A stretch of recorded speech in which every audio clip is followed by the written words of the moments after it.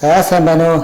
За би өнөөдөр Эрдэнэжин готоо уулзаж маш сонирхолтой юм одоо асуултыг тавих гэж байна л да. Энэ өргөн олон түмэнд монголчууд одоо маш их чухал юм аа. Манай монголчууд бол он цаг олж тогтоогч бики гэдэг тухай бол бүгдээрээ сонсоогүй хүн байхгүй, бүгд мэддэг. А тэгвэл тэр ирнэ ямар зорилготой яадаг, ямар одоо учиртай хүн бэ, юу хийдэг юм бэ, тэр хүний одоо гаргасан тэр цаг хугацааны тухай ойлголт нь одоо үрийн үед тийм ээ энэ цаг хугацаанд өнгөрсөн ба ирээдүйн одоо цагт одоо яаж уйлдэж ач холбогдол өгж байдаг юм бэ талаар тодорхой ойлголт өгөхгүй бол манайхан маш их зөрүү ойлголттой байдаг юм аа. За энэ тухай та нэг товчхон одоо хүмүүст тайлбарлаж өгнө үү. За тэгэхээр 1206 онд Их Монгол улсын одоо нэгдсэн их түүхийг эхлүүлсэн энэ түүх бол дорн дахны түүх нэг талдаа. Яагаад тэгэхээр энэ бол гадуулан барж ил байсан. Тэгэхээр Их Монгол улс дэлхийд дахинд бар улсыг нэгтгэн захирах энэ үйл процессын үед Чингис хаан баяд түмнийг одоо нэгдэж тэдний дундаас одоо хамгийн ахмад настай хүн цагаан дээд өмсөж цагаан морь унаж одоо цаг хугацааг олж тогтоох бихий байх одоо цолыг олгоно гэдэг ийм шийдвэр гаргасан байдаг. Энэ бол маш том түүхэн шийдвэр. Өөрөөр хэлбэл энэ бол зүгээр л бар жилийн он цаг одоо өдрийг олж тогтоох боломжийг одоо баядын нутагт олгосон гэж шууд үзэх боломжтой. За тэгвэл бусад цаг үеийн он цагийг хэн олж тогтоох юм бэ гэдэг ийм асуулт гарч ирж байгаа. Яагаад гэхээр бэхий гэдэг хүн маань тухайн нэг орд наран байрлах, саран байрлах тэр орд одоо тэнгэр ихсийн нөлөөндор газарт одоо яг одоо тохиолдолоор одоо яг ямар газар оронд ямар цагийг одоо эхлэл төгсгөлийг нь олж тогтоох вэ гэдэг ийм үүрэгтэй. Тэгэхээр монголчуудын он цаг тоололт яг юунаас эхэлжсэн юм бэ? Өнөөдрийн одоо монголчуудын төсөөлж байгаагаар 1206 онд эхэлсэн үү юу гэдэг асуудал байгаа. Тэгэхээр Чингис гэдэг цолыг Тэмүжин олохдоо Монгол ихтэй көвүүдийг оройрон захирч байж олсон тэр цаг хугацаа бол 1186 оны гал морин жил. Өөрөөр хэлбэл 86 оны гал морин жил Чингис хаан гэдэг хүн одоо бүх Монгол одоо ихтэй хөвүүдийн дундаас оройлон байж бүхнийг тэргүүлэн захирах эрх мэдлийг одоо өөрийнхөө ялалтаар олж авсан. Зүгээр ч нэг одоо торгон дээл өмсөд нэг ширээн дээр очиод одоо суух жишээний байдлаар энэ асуудал шийдээгүй. А энэ үйл хэргийн тухайн мэдээллийг кредитийн тойролт эсвэл жамуухт бол хожуу мэдээлэлж хүргэсэн нь бол тэр хугацаанаас одоо 4 дахь жилд нь дорны одоо цаг хугацааны эргэлт болсны дараа 4 дахь жилд нь 1189 онд одоо тэд нэр сонсон нь 4 дахьчийн эрэнд одоо сонсжээ гэж ингэж ойлгох боломжтой болж байгаа. Яг тэр ямар ч тохиолдолд монголчуудын он тоолол дандаа морин цагт эхэлдэг, морин жил эхэлдэг, морин сард эхэлдэг.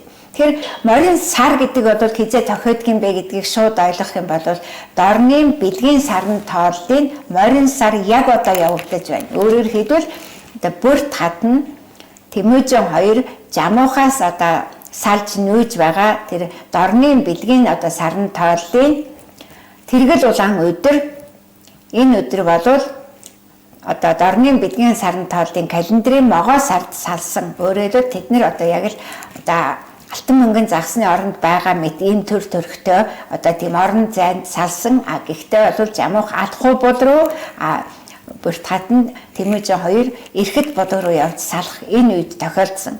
Түүний дараа зогсолтгүй цааш нь үргэлжлэн нүү гэх үеийн шөнө нь бол Чингисийн монголчууд бүрт хатанд Тэмүжин 2-т нэгдсэн.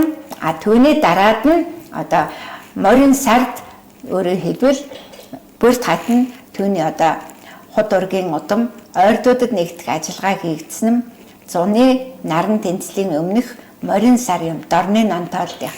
Тэр яг одоо монголчууд үнэхээр одоо Чингис хааны үйл хэрэгт оролцъё гэж байгаа бол энэ морин сар дотор багтаж оролцох ёстой.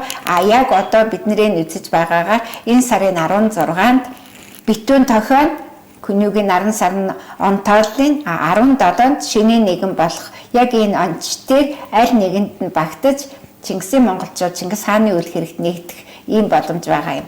Тэгэхээр монголчуудын энэ он сарыг олж тогтооно гэдэг асуудал нь өөрөө их одоо онцлогтой. Кений хувьд хизээ хаана гэдгээс хамаарна. Яагаад гэхээр Чингис хаан бол 4 одоо давхраад орд улсын бодлогыг Их Монголын гадуур хэрэгжүүлсэн. Өөрөөр хэлбэл Их Монгол улсын гадуур хэрэгжүүлсэн нь бол Ахмад 3 көвн тэгээд одоо Ахмад ач көвн Батхааны орд улсын бодлогыг хэрэгжүүлэхдээ тухайн газар зүйн байдлалд хамаарч өөр эхлэлд өөр одоо цаг хугацаа орон зайны юм одоо тавыг тогтоож өгсөн байдаг. Ийм болохоор одоо энэ орон зай цаг хугацааны асуудлыг шийдэх нь бол хүн болгоны одоо шийдэх асуудал биш, энэ бол орд улсын асуудал. Хүндэрдэгчдийн түүхэнд яг энэ асуудал яаж эхэлсэн, яаж шийдвэрлэгдсэн бэ гэхээр яг энэ цаг хугацаа орон зайн асуудлыг бол мөслөг дууссаны дараах одоо өвөл дуусаж шууд өвөл зөний улиралтай байсан үед 100 эхлэх цагаар өөрөөр хэлбэл яг одоо зуны наран тэнцлэр 6 сарын 22-нд нийтийн он тооллоор бол 20 оны он тоолол байгаа. Хүнүүгийн наран саран он тооллоор бол 21 оны астрономийн зуны улирал эхэлж байгаа. Тэгэхээр астрономийн зун, геологийн зун гэдэг бол хоёр өөр. Геологийн зуны одоо морин сард бол дорнод монголчууд одоо Чингис хаанд нэгдсэн байдаг бол астрономийн хувьсгалт бол азарган одоо сард Чингис хаанд нэгдэх ийм үйл процесс баруун зөвхт түүний ковидын нутагт одоо болж өнгөрөх юм аа. Тэгэхээр монголчуудын хувьд нэг асуудал нь бол ерөөсө цагаан сарын одоо асуудал маш их маргаантай байгаа. Тэгээ цагаан сарын тухай асуудлыг би одоо дурдж хэлэх нь зүйтэй байх гэж бодож байна. Тэгэхээр цагаан сар бол яаж явагддаг вэ гэвэл цагаан сар нь бол мөслөг туулсан одоо баяр болж ингэж явж байсан. Тэгэхээр монголчуудын хувьд бол мөслөг туулсны баярыг хийхдээ 2 цаг үед хийж байсан. Нэг нь бол хонин цагаан сар, нөгөөх нь морин цагаан сар.